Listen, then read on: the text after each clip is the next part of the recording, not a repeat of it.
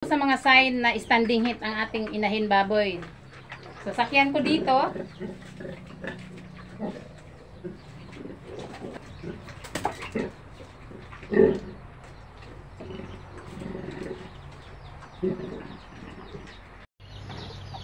Ngayon po, dahil hapon na, magpapakain na po tayo sa ating mga alagang baboy. So, ang ating inahing baboy mga kadiskarte, ipa-AI ko po mamaya, no?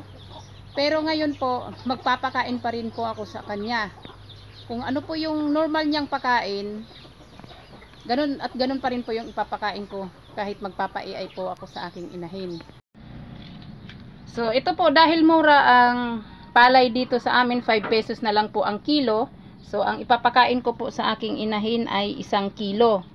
So, dati po kasi, mahal ang darak ng palay dito sa amin. 15 ang 1 kilo. So, kaya kalahating kilo lang yung pinapakain natin dati. So, ngayon po, dahil 5 pesos na lang ang kilo, so 1 kilo po yung pinapakain ko sa kanya. So, ito po, 1 kilo na darak ng palay, tapos kalahating kilo na gestation feeds. So, kukuha po ako ng gestation feeds. Tapos po yung tubig, 2 timba. Tapos po ito sisikal, lagyan natin ng sisikal powder. So ito yun. Sa isang araw, isang beses lang po tayo naglalagay ng sisikal. Kalahating kilo, tinimbang ko na po ito. At ito, ganito kadami ay kalahating kilo po ito. Gestation feeds. So yan, halo-haloin lang po natin. So ito na po yung normal niyang pakain, no?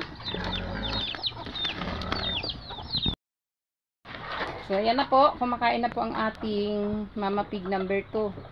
So, mamaya nga po, ipa-AI na natin. Nakontak na natin yung technician. So, Pitrin Durok po.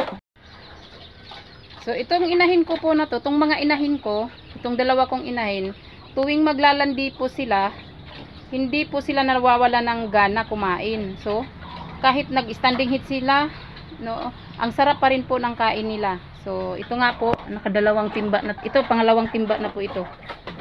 So, yan siya.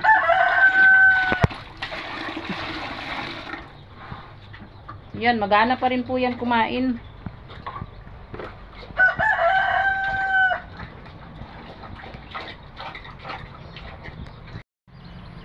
So, shout out pala sa ating subscriber na si Sir Jong's Backyard, no? At saka kay Sir Nels TV.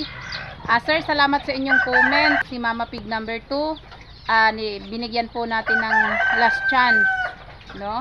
So, mamaya po, ipa-AI ko na po yan mamaya. So, salamat sa inyo, Sir. So, yan po, konti na lang po yung ano niya. Konti na lang po yung pagkain niya. Malapit na maubos.